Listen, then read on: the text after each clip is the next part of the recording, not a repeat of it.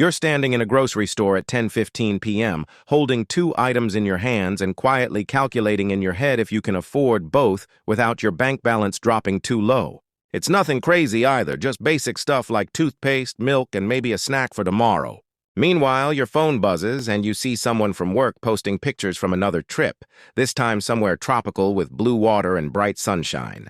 The strange part is they earn almost the same salary as you, have the same job title, and live in the same city with similar rent. Yet somehow their life looks completely different. They travel more, stress less about money, and always seem financially comfortable. It makes you wonder if they secretly have rich parents, won the lottery, or are just drowning in hidden credit card debt.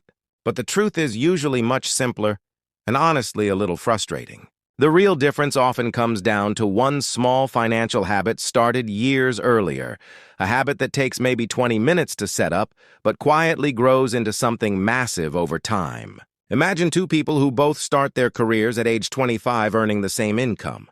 Let's call them Alex and Jordan. Alex decides to automatically invest $400 every month into a simple, low-cost index fund that tracks the overall stock market. It's nothing flashy, no day trading, no complicated strategies. Just an automatic transfer happening quietly every month. After setting it up, Alex barely thinks about it again. Jordan, on the other hand, spends that same $400 in ways that feel normal and harmless at the time. Nicer dinners on weekends, subscription services, upgrading to the newest phone every year, and slightly more expensive car payments. For the first few years, their lives look almost identical. They both hang out with friends, go to work every day, and enjoy the same lifestyle. But something strange begins to happen over time. By the time they reach their mid-30s, Alex's investment account has quietly grown into six figures, while Jordan has only managed to save a small emergency fund. It doesn't feel like a huge difference yet, but the gap has started to form. Fast forward another 10 years and the difference becomes dramatic. Alex's investments are now growing faster each year than the amount being deposited. The money itself is starting to work. Jordan, meanwhile, is trying to save more, but finds it difficult because life has become more expensive, responsibilities have increased, and starting late makes the climb much steeper.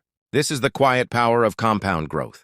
When money earns returns and those returns begin earning returns of their own, the growth curve slowly bends upward until it becomes almost vertical. For example, investing just $400 per month with an average return of around 8–10% could grow into over $1 million after several decades. What's surprising is that most of that final amount doesn't come from the money you personally invested.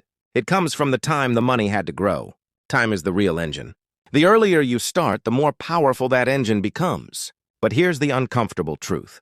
Most people don't start early, not because they're lazy or incapable, but because their brain is wired to prioritize the present over the future. Psychologists call this present bias. Your brain naturally prefers a small reward today over a much larger reward many years later.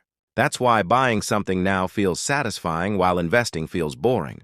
There's also lifestyle inflation, where every raise you receive slowly upgrades your spending instead of your saving. A slightly nicer apartment, a slightly newer car, more frequent takeout meals. None of these decisions seem dramatic individually, but together they quietly absorb the money that could have been building long-term wealth. Another factor is fear. Many people avoid investing because they worry about market crashes or economic downturns. But historically, the overall stock market has recovered from every major crisis over long periods of time. Economic recessions, wars, financial crises, and pandemics have all happened, yet the long-term trend has continued upward. Investors who consistently stayed invested through those events were usually rewarded over time. In fact, downturns can even help long-term investors because regular investments buy more shares when prices are lower. This strategy, often called dollar-cost averaging, removes the need to perfectly time the market. Instead of guessing when to invest, you simply invest consistently. Another overlooked factor is automation. When investing is automatic, it removes the need for willpower and daily decisions. The money moves before you have a chance to spend it elsewhere. Many financially successful people rely on this simple system. They automate their savings and investments first, then build their lifestyle around what remains. Over decades, that single habit compounds.